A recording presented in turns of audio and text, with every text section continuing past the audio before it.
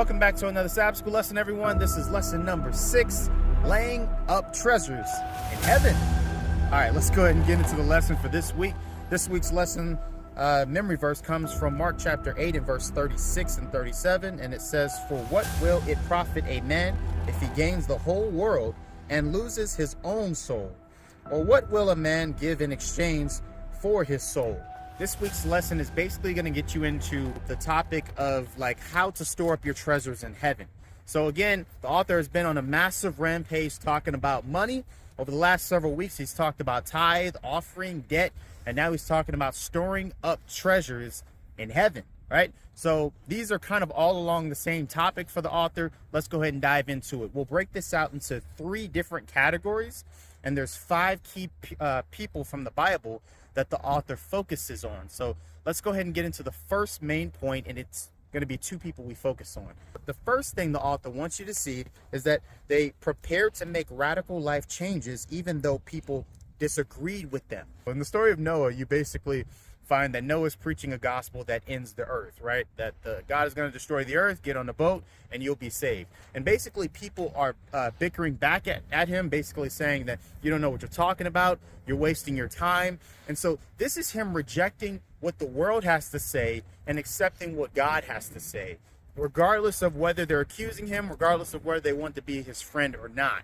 And so also you can find some of the same thing also with Abraham. So Noah, on one hand, has to leave what people say about him and focus on making time to do what God tells him. Basically, he changes his profession and focuses on building an ark.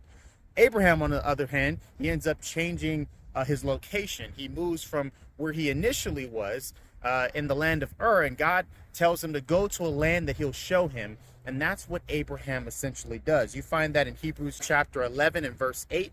It says, "By faith Abraham, when he was called, obeyed, going out to a place which he was to receive for an inheritance, and went out not knowing where he was going." And so you have Abraham changing his location to go where God calls him.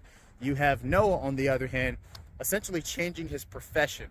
We don't exactly know the profession that Noah did beforehand. We know that he went into being a farmer kind of after the flood. So Jewish writings, especially that come from places like the Midrash, talk about Abraham being a farmer before God had actually called him to build the boat. So the point is, Noah had to actually change his profession in some sense, and also Abraham had to change his locations. Be prepared to make a radical change if God calls you to do something and other people don't agree. The second main thing that the author wants you to know is about Lot and Jacob. And essentially here it's going to be trying to obtain God's purpose by using your own understanding. In the story of Lot, you basically have him and Abraham make a decision to basically split. He gets to look over the land. Lot looks over the whole land and sees the area by Sodom and says, "Hey, you know what? Based on my own understanding, I think this is the best place for me and my family to go." Turned out to be the worst place for him to go, going towards Sodom and Gomorrah, and he has to be rescued out of that area. So the point is, don't rely on your own understanding when trying to accomplish God's purpose. You also find this a little bit in link with Jacob. Jacob also sought to obtain his brother's birthright by deceiving him. He thought he was a better candidate for what God was calling as far as the birthright, and essentially he was a better candidate. But irregardless, it doesn't mean that he should have deceived his brother trying to do that. So again, he's trying to accomplish the purpose of God by deceiving or putting down other individuals, and that does not work out very well for Jacob. The author focuses on that as well a little bit more. So again, trying to achieve God's purpose while utilizing your own understanding is not how you store up treasures in heaven. The third key point that we're going to get into is the story of Moses.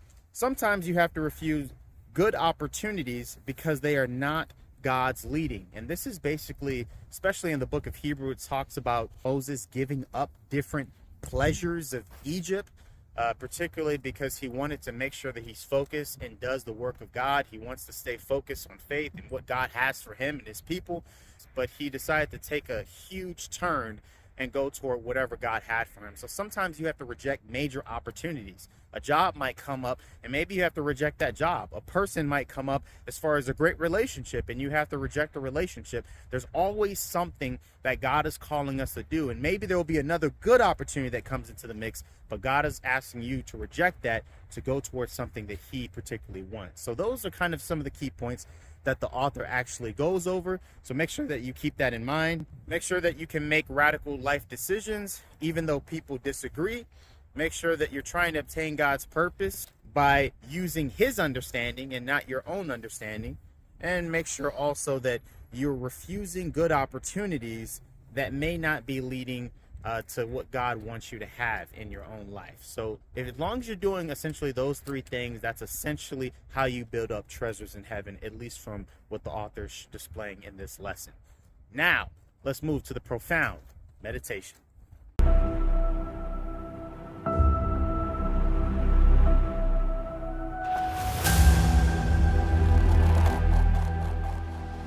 So for the profound meditation, I want you to consider something very interesting. The author basically goes a little bit into the story of Jacob, and there is something unique about the story of Jacob to bring out here specifically. His mother, Rebecca, wanted him to have this birthright and kind of actually, came together with him to help deceive Esau in the process.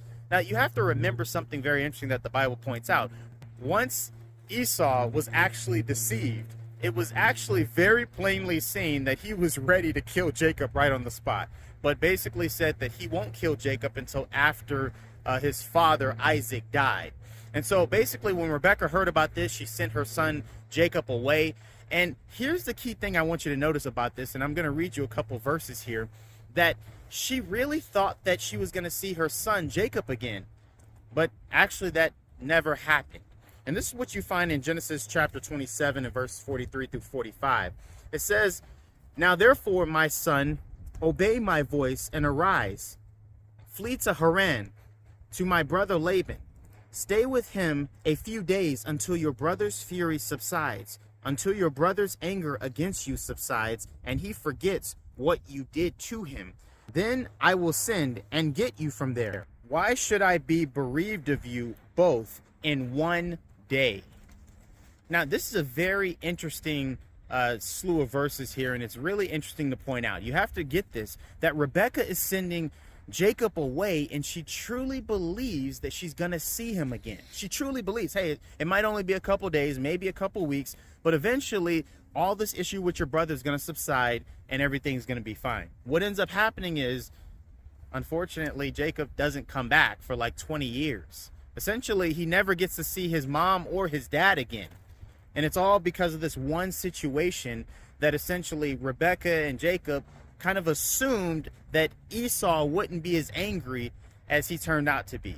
They didn't think he was going to be as angry for the long period of time that he was actually angry for. And so sometimes in our attempt to get a desire, or sometimes in our attempt to achieve the purposes of God, we end up disregarding people to the point that, man, we end up assuming a lot about them. We really end up assuming that people won't care as much as they might end up caring. And so sometimes we have to take a step back and kind of ask ourselves a pivotal question. Are we disregarding someone that we should be taking care of?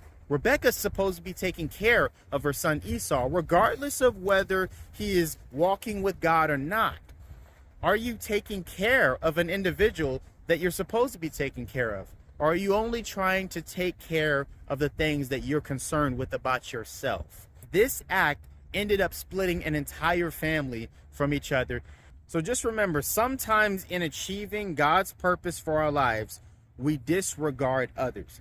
And we have to take a second to ask ourselves the question, are we disregarding someone that we should be taking care of? And that's the question for you today. Are you disregarding someone that you should be taking care of? I'm Oswald, and this is Profound Meditations, Sabbath School Summary.